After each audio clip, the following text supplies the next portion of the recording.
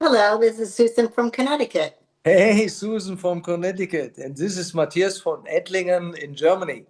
How are you? What are you doing? How are you doing? I'm doing great. How are you? I'm very fine. I was exercise today. It was very good. I have much power at the moment. It feels good. It's not so hot anymore in Germany. The weather is still my problem a little bit. If it becomes hot, then I struggle a little bit, but I'm fine. But coming to you, please, Susan, introduce yourself a little bit. You come from Connecticut, and how old are you? What is your MS journey? And what is the HACT looks like for you? Okay, well, I'm 60 years old. Well, I'll be 61 at the end of September. No way. No way. Yeah, This is the first. No, no, no, no, no. Maximum 48. yeah, that's what people say. But no, I have a 41-year-old child, so I can't be 48. Okay. Mm. Okay. Um, but yeah, I was diagnosed in 1997 with MS. I 1990 was fine at the beginning. I'm sorry. 1997. Yeah. Okay. Oh, excuse Um, my I pen. was pretty good at the beginning. I used to be a runner, but I would run and I would trip.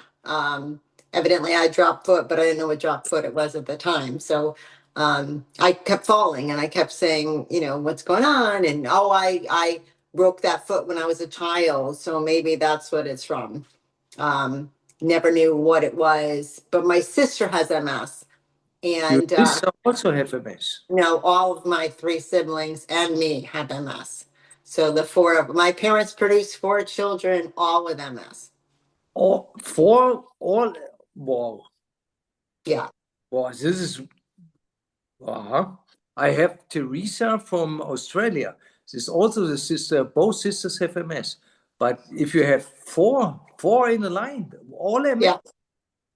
Oh, I'm very And it's not like my sister is 4 years older than me and my brother is 7 years younger than me. So there's a pretty big span between my brother and my oldest sister. So it's not like, I mean, yes, we grew up in the same household, but I have no idea. wow. And But there is uh, nobody can say like why or you know, uh, of course it's not hereditary. wow. But And now my niece has it, so it went to the next generation. But only her so far. Hopefully. My kids are fine so far. My other nieces and nephews are fine so far. So only one niece has it. But wow, this is a very. I'm sorry for all of you, surely, but this is for us or for me very interested. Why is like this? Because I never hear this that MS is jumping to the next generation or being. But this is. Have you controlled this by a neurologist or something? Have you? they don't care. They don't care. I went to an MS Society conference they had, and there was researchers there. So we're like, we'll go talk to them. My mom went with me, and we went up to the researchers, and we were like, after they were done with their little talk, you were able to talk to them. And I went up to them, and we're like, oh, we would be willing to be in a study. We've got five people, four siblings, and a niece. We'd Yeah. be all willing to be in a study. You would think they'd want to study us. They took our information, and my dad had passed away in 1990. And this was probably like in 90, well, I was diagnosed in 97, so maybe 99, maybe 2000, this happened. Um, my mom said to the guy, I'm willing to dig up my husband to get his DNA if you need it to do any kind of research. And they were all like, oh, yeah, give me your information. They took my email, they took my cell phone number, they took everything. And did I ever hear from them again? No, because I don't care. Nobody wants to cure this. Are you kidding me? They want us to be sick so they can give us those drugs that they give you that cost $50,000 a year or whatever. That's where Well, the money is. The money is not to cure you or to make you better. That's why in the US you can't get HSCT, because, a I'm a patient cured is a patient lost. And my patient. neurologist, my neurologist lost me as a patient. Yeah. We come to this point, but this is the intro is so I lost my words a little bit. Uh,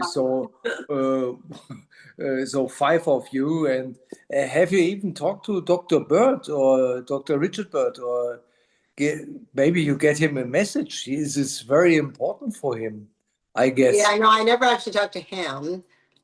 Just the research that happened to be in this program the day I went.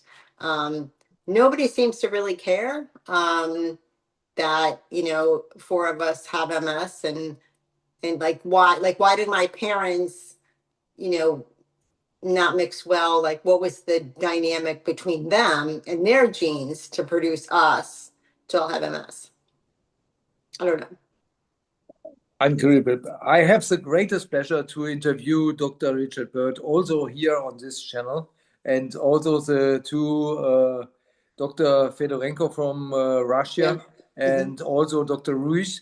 And I would like to share this interview with these doctors because I would like to know, hey, wow, this is as two sisters was rare, Teresa and from Australia and her sister, and both went to Russia to Dr. Fedorenko, and both are very good. But four people, whoa, okay. But what was your way? You was diagnosed 1997, and then what was going on? Well, like I said, I was a runner and I would just trip when I ran, and I didn't know why. I don't remember who I talked to, whether it was my primary care doctor, but my sister had already been diagnosed 3 years before me. Not that I was thinking that's what it was at the time. I kept blowing it off, saying, "Oh, it's just my foot that I broke when I was a kid." Um, but then I ended up going to a neurologist, and sure enough, I did an MRI, and sure enough, I had lesions, and sure enough, you have MS.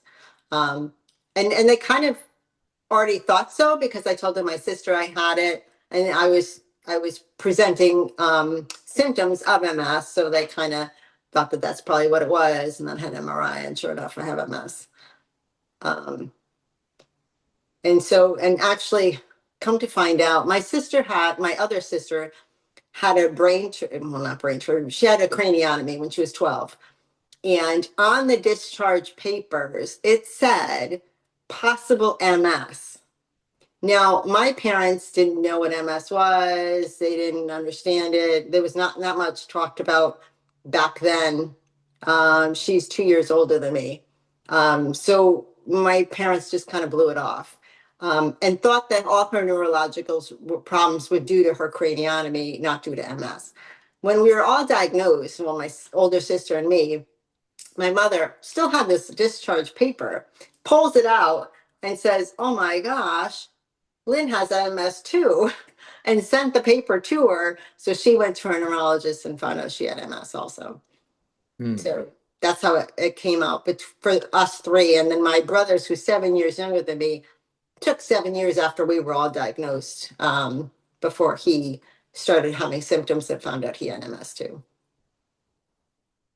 Um, Well, Bob, at this point, please, for all the people who see this video here, please get in touch with me to let me know if you have some experience about this story. This is unbelievable. So, if anybody have an idea, please let me know. So, because we would like to create here the biggest HACT MS YouTube channel in the world with real patients, but four of you, this is a lot. Okay, but coming back to you, sorry, I Yeah, was. no, it's okay. So anyway, that's how I was diagnosed, because my sister was diagnosed. I was tripping when I was running, and ultimately I found out I had MS. I was still running for quite a bit. I was put on Copaxone, and I was still running, maybe for like 6 years after, 7 years after I was diagnosed. And then I started to go down. I mean, then I had to stop running. Of course, I went to a therapist who told me, because I had like 12 stairs to get to the main floor, 12 stairs to get to the bedroom. And she told me I need to move. I need to go on a flat level, one level house, and I need to stop running, and I need to basically just down and die. Yeah. um, it was like, I'm not doing that. So, I just continued to do as much as I could. I changed my diet. I tried to do everything I could to maintain what I had. Ultimately, my doctor ended up putting me on 8 different drugs, pills Eight. a day. It gets worse. 1 injection a day, and then 3 IV drugs a month. I was on Cubicin, Solumedrol, and IVIG once a month. Um, so that was my cocktail, to prevent me from getting worse, um, which was ridiculous. I was just pumping myself with drugs. Um, and I guess I don't know if it worked, but I wasn't, progressing that much as well. No, I was. So I kept progressing, and even though I was on all these drugs. It might have worked for a little while, but then it stopped, and then I started progressing. So I was a teacher, and I was walking with nothing at first, and then I started using a cane, and then towards the end, I was end up using a walker. And my niece, who has MS too, said, "Hey, did you ever look at stem cells?" And so I started looking up stem cells, and it was just the stem cells. There was no chemo involved. It was an HSCT. It was just go get some stem cells. And I looked into that, and I'm like, no, that's not really what I want to do. But as I was Googling stem cells, HSCT came up. And I'm like, this actually looks like legit. This looks like real. You're rebooting your immune system. You're not just giving you some stem cells saying, I hope this works. And I'm like, this looks like it's promising. I did a lot of research. Went on Facebook, different Facebook. I joined different Facebook groups for HSCT Mexico, Russia, just HSCT groups, to get information from people. How did they do? What do they think? And I was like, this is something I might want to try to do. So I applied to Russia, um, Mexico, and the US, which was, no, I knew that was going to happen, but I did apply. And of course, I had been diagnosed for too long. I didn't have any new lesions or new active lesions. So I didn't qualify for US. But I did qualify for Russia and Mexico. Looking at the two and the logistics, and Russia, I'd be in a hospital all the time and basically by myself, or Mexico, I could go and bring a caregiver with me, and stay in like apartments for 28 days. And I say, well, Mexico is also closer. God forbid if anything happened, my family members could get there quick if they needed to.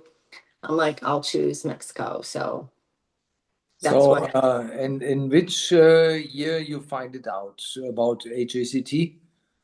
Well, 2018, I found out about it in January. I went well, I was supposed to go in May, but I fell and broke my arm. So I had to have surgery on my arm. So I had to postpone the HSCT till June. In 2018, right? Yes, yes. So 2018, January, I found out about it. In May, I was going to go until I broke my arm and had to push it back to June. Super. Please shortly explain. We have many videos, plenty videos here. What maybe in two, three lines. What was the experience in Mexico looks like for you? Oh, it's more than 2 or 3 lines. So it was great. First of all, the care there was amazing. The people were amazing.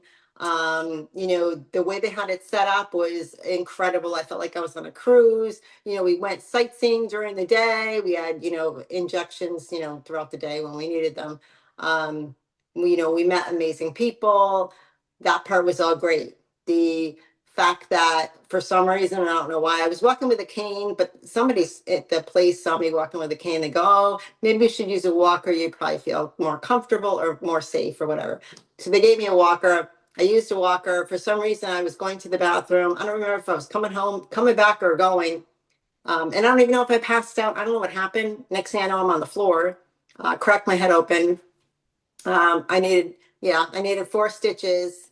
They were great. My husband, because we had a phone in our room to call a nurse, God forbid we needed them.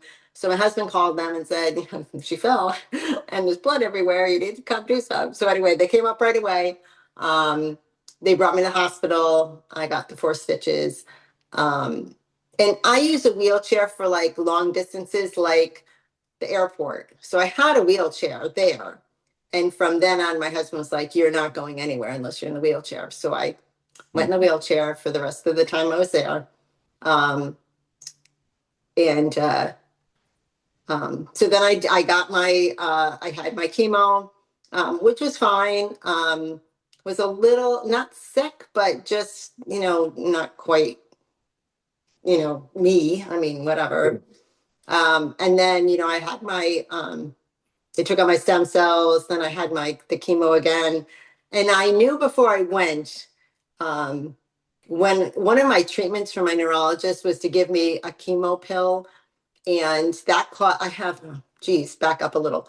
I have ITP, which is idiopathic thrombocytopenic purpura, which is Ah, basically low platelets. okay. It's another autoimmune disease. I had it ever since I was pregnant with my first child. Um, and so when I got that chemo pill from my doctor, my platelets went really low and my white blood count went really low. And I ended up having to go off it because it just was too toxic for me. I couldn't do it. The combination of the chemo for some reason and my platelets just didn't work out. So when I first got to Mexico, I talked to Dr. Ruiz and I said, this is what happened before. Do I need to worry about this now? Because this is a chemo treatment. I was on this tiny little pill before, and this is what happened to me. Will I have to worry? He goes, no, no, no. We'll really monitor you. We'll really make sure that everything goes okay. We'll take extra care. And so when I was in the neutropenic phase at the end, my white blood count went drastically low, nor low compared. I know everybody's goes low, but this was really low. I had taken, I don't know why, I took thermometers with me. I guess not knowing that there would be a nurse right there if I need one. So I had a thermometer with me. I had two. I don't know why I had two. Um, so anyway, I would monitor my temperature in my room and it kept getting higher and higher. So I'd call the nurse, she would come, she would check it, and sure enough, it was high. Um, they had tried to get it down. They brought me to the clinic. They tried to get the fever down. And they did once and they sent me back to my room and then it was back up again. So I called again. It went up to 104.8. And they were like, we really need to get you to the emergency room.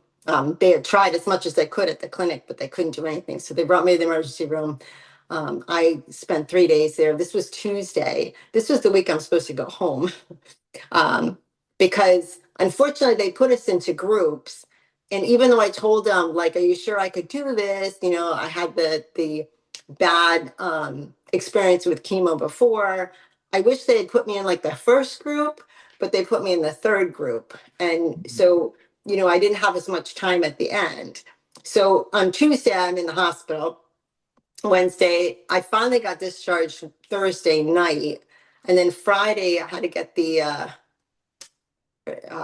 what's that? The rituximab or tox. Rituximab, yeah. Yeah. So I had to get that. But my white blood count wasn't high enough to do it. So they're giving me the injections, the filgrastim injections to try to get my white blood count up enough to give me the infusion, which we finally did. But anyway, they discharged me on Thursday. My temperature was sort of okay. Um, but I had a low grade fever for like a month after this when I got home. Oh, Which low grade fever and walking and me does not mix. mm. So anyway, had the last infusion, which was good, and I went home on Saturday. And you are still alive. This And is I'm still this alive. is My you are still neurologist told alive. me if I went, I'd get home in a body bag, so it didn't happen.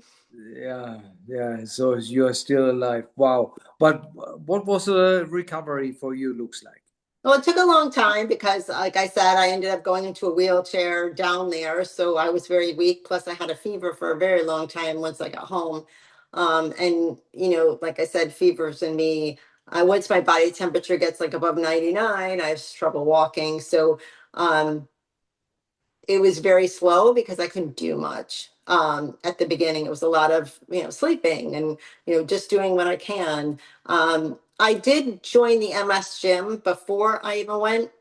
And then I was doing it after. I thought I was going to do it down there. I brought my stuff to do it while I was down there, thinking I'm going to work out. Yeah, sure.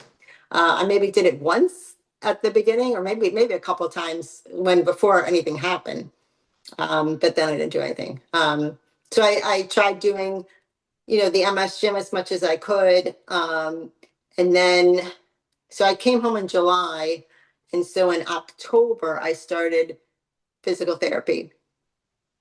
Um, and of course, I was still, um, my white blood count was still kind of low. So I had to wear a mask. I had to wear gloves a lot when I was in the gym to make sure that anything I touched, I didn't, Yeah. get sick. But I started with physical therapy, continued to do the MS gym.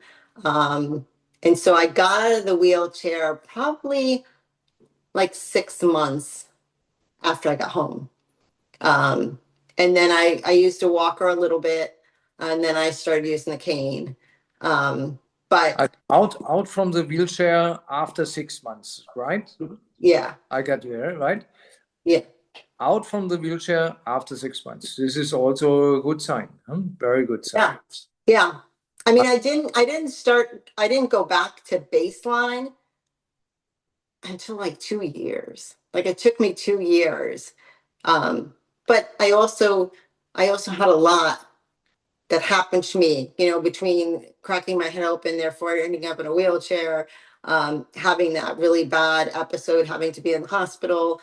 So I don't know, maybe everybody has this. I don't know about you, but it took me 2 years to get back to where I was before HSCT. Um, no, by me it was especially I take the HACT and I was reborn in Mexico 2024. And I have many improvements directly, and I'm working on. I was on 100 meters, but and I use two walking Mhm. sticks Yep. for the balance. And now today I can ride a e-scooter, and I'm very happy. And my total range today, let me check. Let me check the total. The total now, if I like to say, huh? Three.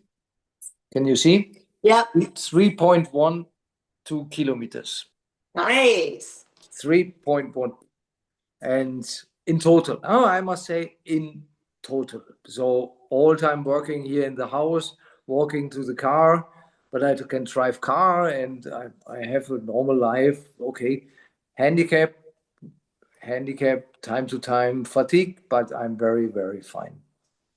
Yeah, on That's the way awesome. on the way back. Yeah, but this is not my, it's your No, interview. but Uh, it took me a lot of work, and I still do. I just got back from physical therapy. I'm working on balance. If I had balance, I use a cane. I don't use anything in the house. I'm pretty good. I'm pretty stable. But when I go out, I get kind of, I don't know if I just get nervous or worried about being out. I use a cane when I'm out. Um, I think I could do it by myself, and I did a couple years ago. I'm like, I'm not using this cane anymore. I put it aside, and I was walking around without it, but I did fall, and then that backed me up a bit. I think a lot of it's mindset. So if I could just get that, better. So I'm working a lot on my balance. I work out every single day. whether it's the MS gym, whether it's physical therapy, whether it's I got to be on the treadmill every day. I'm doing everything I can to build up muscle to be able to walk as well as I can. So Well, you looks amazing good for 61. This is incredible good. Yeah, it's wonderful. Yeah, good story. But what's about your sisters? Uh, My oldest sister is totally wheelchair bound. She needs a Hoyer lift to get her in and out of the wheelchair. She cannot stand. She even has less mobility in her hands. She used to be a flute player, a ukulele player. She can't do that anymore. Um, but she but didn't took a HACT, right? yeah, well, first Yeah. of all, by the time I did it, she was already totally wheelchair bound. So she wouldn't even qualify. Um, but she didn't want to do anything. When she first got diagnosed, she didn't want to give herself injections. She didn't want to change her diet. She's gluten and dairy constantly. That's basically her diet. So she didn't try. It was almost like, poor me, I have a MS. Everybody should feel sorry for me. Hmm. Whew. Five in one family. This is unbelievable. And my other sister walks a lot, and she doesn't give up. She just keeps walking, and I think that's because she kept moving. Um, my older sister, I wish that she did try to move. She did have a physical therapy person once there, and she says, "Oh, let's get on your bike," and her foot kept falling off, and the physical therapist said, "Why don't we I can wrap your foot around so it stays on the pedal." And she's like, "No, no, no, I can't do this." So I wish that she fought a little harder. This is by all these interviews here on this channel, we all are tough by training, and we say, okay, we would like to do this. And I have many success stories now known here, from 5-5 to 1 again to back to nearly back to normal. So there are many success stories, but also we must say there are some bad stories in the HACT community, sure, but I guess did you? This is a good question. Did you took any DMTs after HACT? No, no, no, No. no. My neurologist, well, I had an MRI a year after I came back. And the radiologist that looked at my MRI and looked at my past MRI said, "Oh, you have no new lesions. Even a couple of them got smaller." But my neurologist um, called me over as I'm in the office and says, "Oh, here, you need to look here. I see a new lesion. You need to go on medication again." And I'm like, but the radiologist who's sitting in a room by himself looking at my old scan and my new scan did not see anything. But you, within 2 minutes, if that, found a new lesion. Hmm. Is that because you need the money from the drugs? Because I looked up how much money he got for prescribing drugs, and it was like $390,000 just that one year. So, did you just want me to go back on the drug so that you can get the money for the drug? Or did you really care about me? Because here I am. I was just there for a follow up after the year after, just to say, here, let's do an MRI. And I did it just so I can get the MRI, not really to see him, but, and now all of a sudden you see a lesion that nobody else saw that are trained to look at the MRI to see what's different. Obviously, suffice to say, I've never seen him again. And then he says to me, "Oh, I have a couple patients who've had HSCT before, but they're doing really bad." And I said, "Well, how bad? Like, what do they do? Like, explain why they're doing bad. Like, what do they say?" "Oh, I've never seen them again."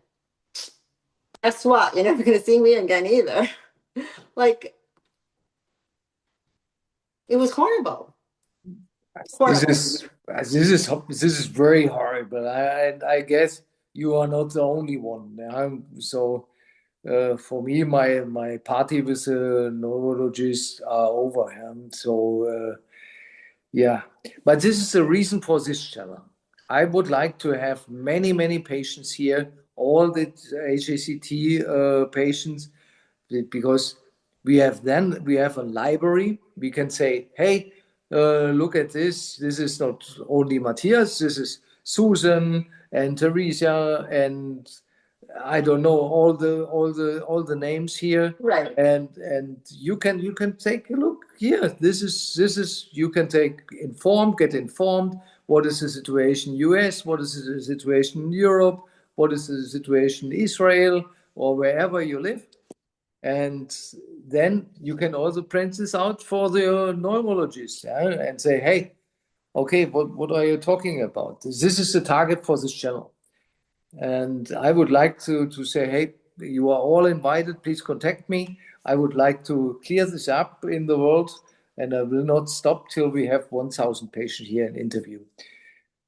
Yeah, but your story is, and he find, and the interview from Dr. Bird, he says clearly, follow the money line. Mm. Follow the money line. I guess the most and some neurologists do the job. Okay. And I'm very grateful for what they are doing to help others. But by the HACT, we must clear up with this situation. For all, please share this information, and also this channel to anybody. We must clear up with this. Yeah, well, I always thought if my kids, God forbid, any of them got diagnosed, I'd be flying them to Mexico ASAP because I wouldn't want them to wait. Like, I wish I knew about this earlier, so I didn't need a cane. Like, it's harder to go backwards, um, to go pre-cane, once you've already been using it. As Yeah. I know, I mean, that's not the reason why you have HSCT. HSCT is to stop you where you are, to, yes, do some people get better? Yes. But I basically just wanted to stop the progression so I didn't get any worse. And I did it. And for me, also the best decision in my life, and this is also a motivation.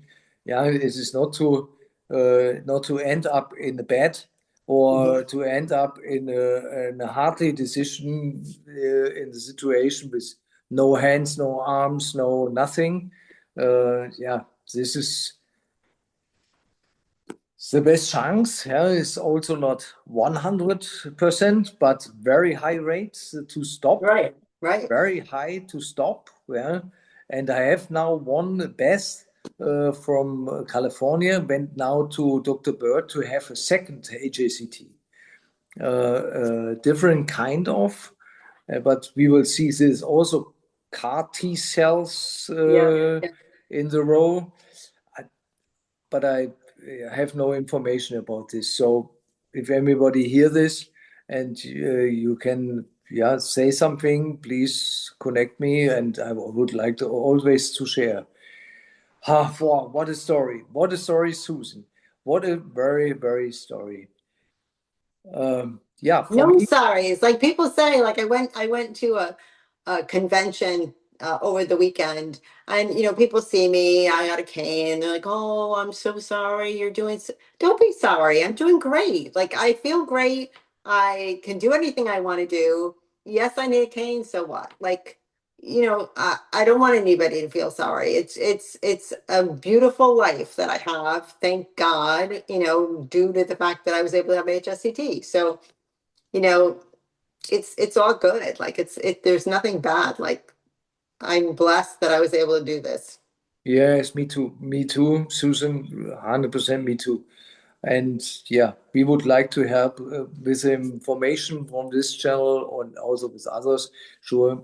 But you can also share this video, share this channel to your community. This is not my channel. I'm only the interviewer. Uh, so this is our channel. So please feel free to spread this everywhere you like to. Yeah. And yeah, very important to inform the people all about this.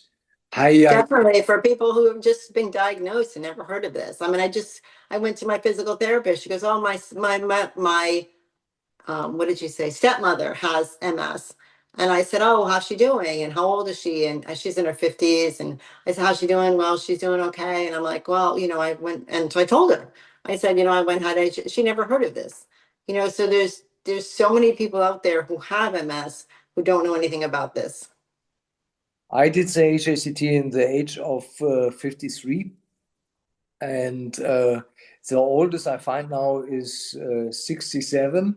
And this you can do this. You didn't need Yes. to end up in the wheelchair, and you didn't need up to end up in the bed. This is the greatest chance you can have. Yeah? The biggest, without yeah, without taking drugs for the rest of your life. So this, yeah, but this is a decision for every person. Just to get to know there's a chance, and this is here the channel. You can take a look, or you can leave it, take it or leave it. But for me, I mean, if you have the diagnosis MS, then hit it hard and early. Hit it Yes. hard and early with HACT, and you live normal, because the drugs you get, this is not a candy, no? No. There's no candies. Huh?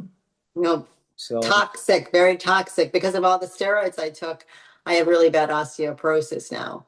mm, Um, because that's what steroids do. So I wish I didn't have to take all those, but I did. And because I didn't know about HSCT yet. So yeah, yeah. Now to clear up with the HACT and the possibility, and this is the channel for this, you can have this, bam, you just need to know what is the possibility, and yeah, just to get informed. Then you make your right decision for yourself. Yeah. So last time I was asked, I get money from Mexico. They say, are you crazy? I get money from Russia, or I get money from Dr. Bird. What are you thinking? So much funny things. Yeah. This is my charity, my free time.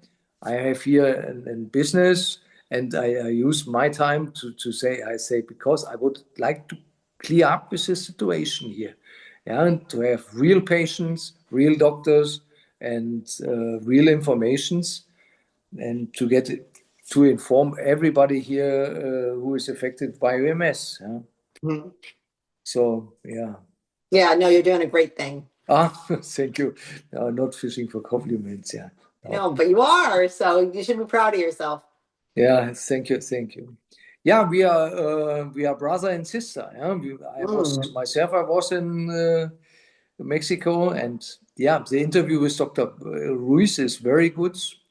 Also, thanks to all of you, who give me this interview, because this is our channel. I like this. I love this. I love to talk to the people. Connecticut. I've never been in Connecticut, but maybe we must meet up. How far is the distance? Where are you located? You're Central America, right?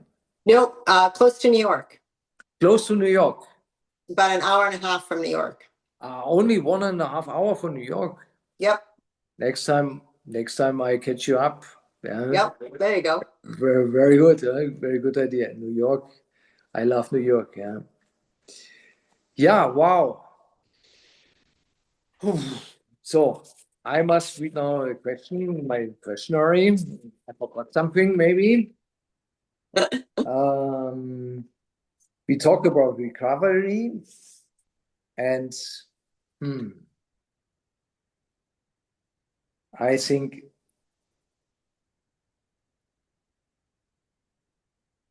which fear provided unfounded? About it, HSCT? We talk about HSCTs. Um, I mean, it was just the fear of the unknown, The unknown. you know, um, not really knowing what was going to happen, or how it was going to be. Um, so that was my fear before going. Um, but then once you got there and they gave you everything, in the little booklet that tells you exactly what you're doing day by day, you felt better. And everybody was so nice that, I mean, right away I felt comfortable. Oh. So it was pretty quick. Hmm. What advice would you give someone who is afraid of HSCT? Mhm. My husband says that not everybody will do this. I mean, of course, I went through a lot, but there was a lot of people in my group that were perfectly fine and didn't have any problem. So um, I would always say, like, just because I had issues doesn't mean you'd have issues. There's so many people that breeze right through it. Um, that and the reward of putting MS in remission is so huge that it's worth every penny that you have to spend to get this. Um, Yeah, yeah, yeah. What do you think? What should neurologists must understand? Hard question, eh? yeah. Hard question. I mean, they need to understand that this is a viable uh, uh, thing for people with MS to do, especially early on. And they should send people or try to get them, if they could get care in the US, but tell people to get HSCT right away, right at the beginning. I mean, I wish I could have done this in 1997. And what gets me, Dr. Burt started this in 1997, the year I was diagnosed. Did I know about it? No, didn't know about it until 2018. Like, I wish I knew about it.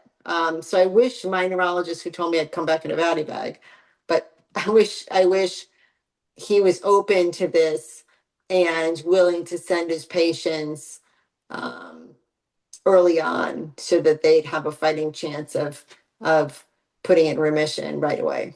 Yeah, yeah, you are so right.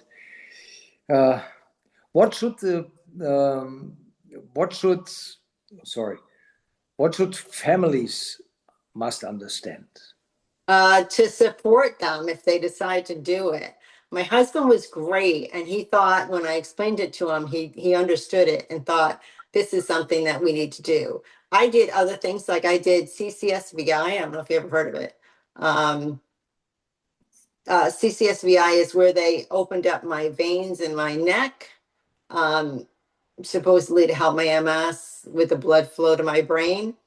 Um, Now, when I did it, I did like a video before and a video after. My video before, I had trouble like going up and down the stairs. I mean, I couldn't do some of the stuff now because this was a while ago.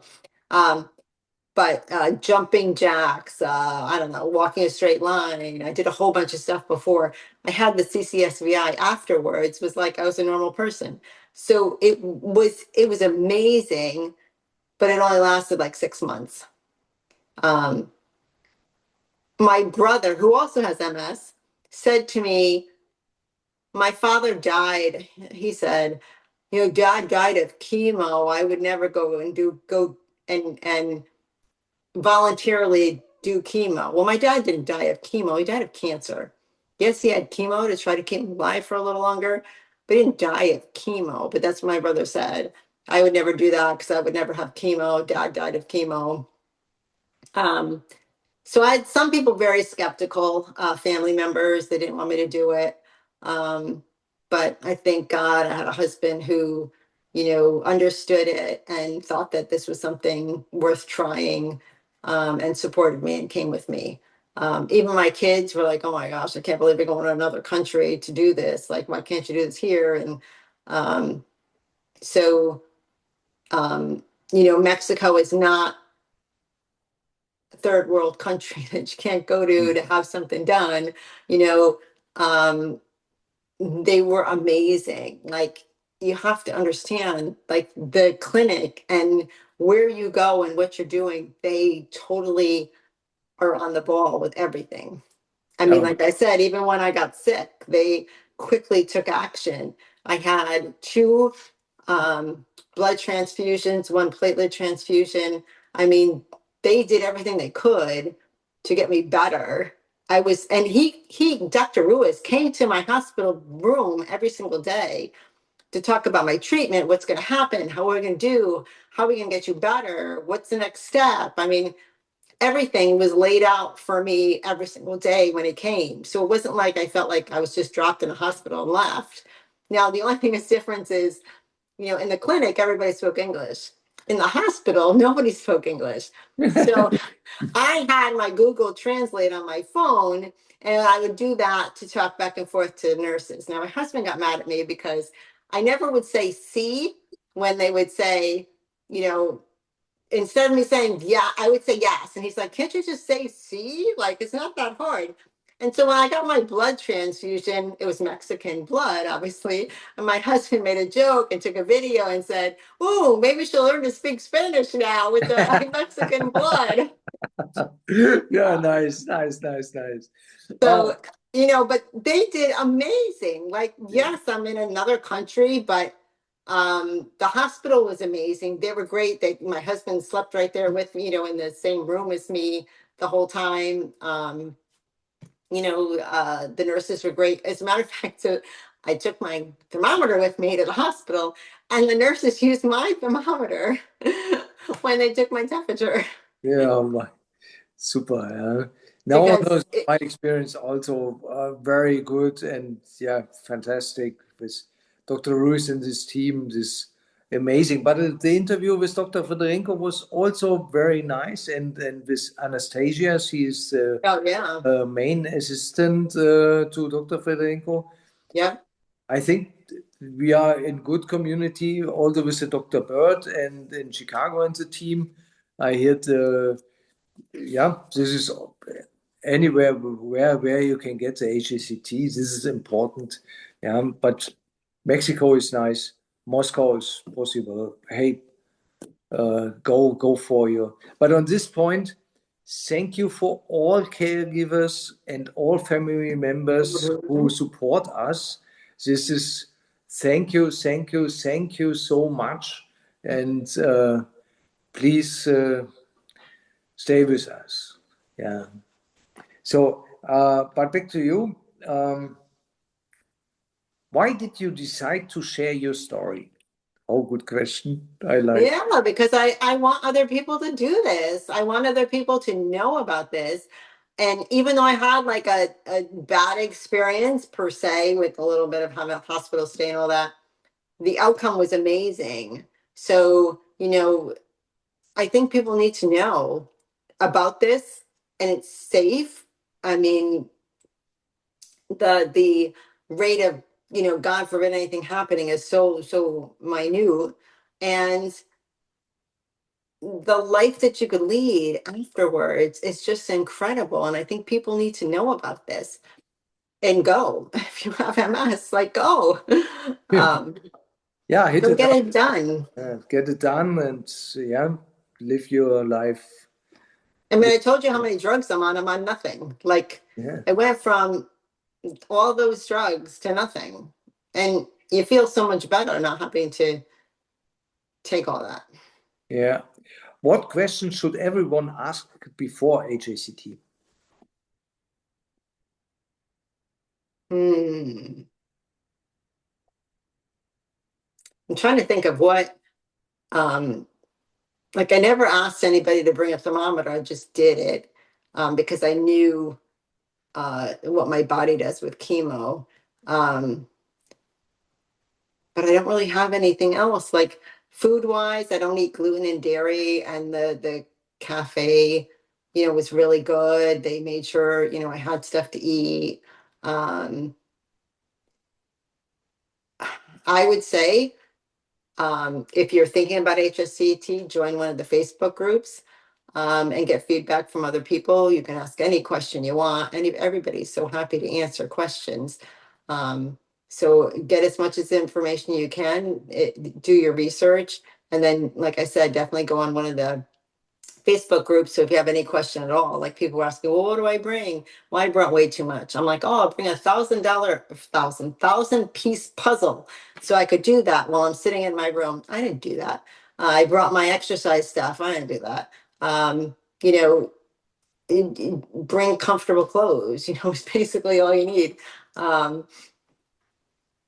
in warm clothes. I had to buy a North Face while I was down there because I was freezing. And you would think June and July in Puebla, like you'd be in Mexico. I never thought I'd be cold. But I was. We'd be out on the patio and I'm freezing.